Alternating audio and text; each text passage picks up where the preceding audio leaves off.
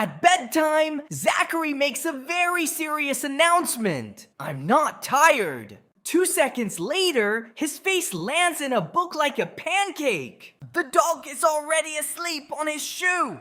Dad whispers, looks like the sleep button worked. But wait, why do we even have a sleep button? Imagine telling a video game hero, every day, please lie still for 8 hours while the monsters continue existing. That sounds like a terrible survival plan. So why did nature keep sleep? Tonight, we are sneaking into Body City after dark to find out what the body is really doing while we look completely useless. From the outside, sleep looks boring. Closed eyes, quiet room, maybe one heroic snore. But inside Body City, lights are switching on. A tiny night shift boss puts on a helmet and yells, "Okay, team, the human finally stopped running around." Sleep is not like turning off a computer. It is more like closing a busy museum so the workers can clean floors,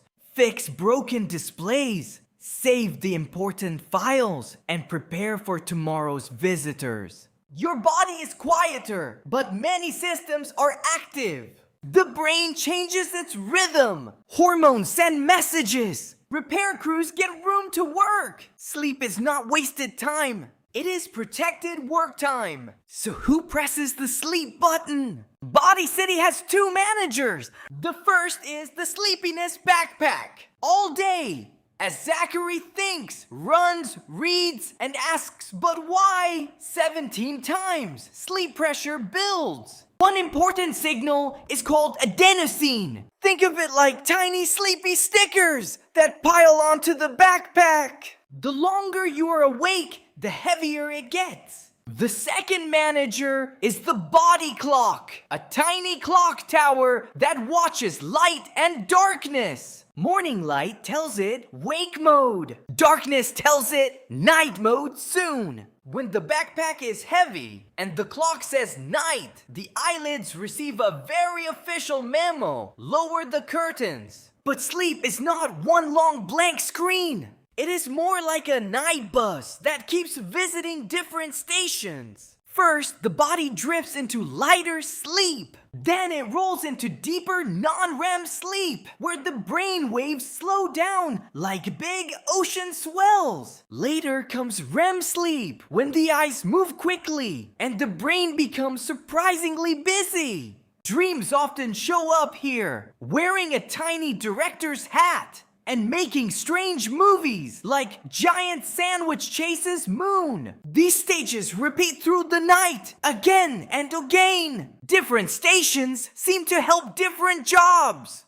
Sleep is a whole schedule, not a single nap-shaped blob. One big night job is memory. During the day, the brain collects messy notes, spelling words, scooter tricks, where mom hid the cookies, and why dinosaurs are not good pets. At night, tiny memory librarians roll out carts. They do not save everything. That would be like keeping every grocery receipt since the Stone Age. Instead, the brain seems to strengthen useful memories, connect new ideas to old ones, and let some unimportant noise fade. That is why sleep can help learning. It is not magic. You still have to practice. But sleep gives the brain time to organize the practice, like turning a messy backpack into neat folders. Another night job is cleanup. Brain cells work hard all day, and hard work makes waste. In Body City, the sleep cleanup team drives tiny bubble trucks through quiet brain streets. Scientists study a cleaning system often called the glymphatic system. It helps fluid move through brain tissue and carry away waste products. Some research suggests this cleanup may work especially well during sleep. Those scientists are still learning exactly how it works in people. The simple idea is this: sleep gives the brain a better chance to take out the trash. And nobody wants yesterday's brain garbage blocking tomorrow's thoughts. especially before a math test. Sleep is not only brain business. Down in Body City, repair shops open. Muscles patch tiny wear and tear spots. Growth signals are especially important for kids and teens. The immune police check the city gates and train for germs without making everything too dramatic. Hormone messengers help manage hunger, energy, and stress.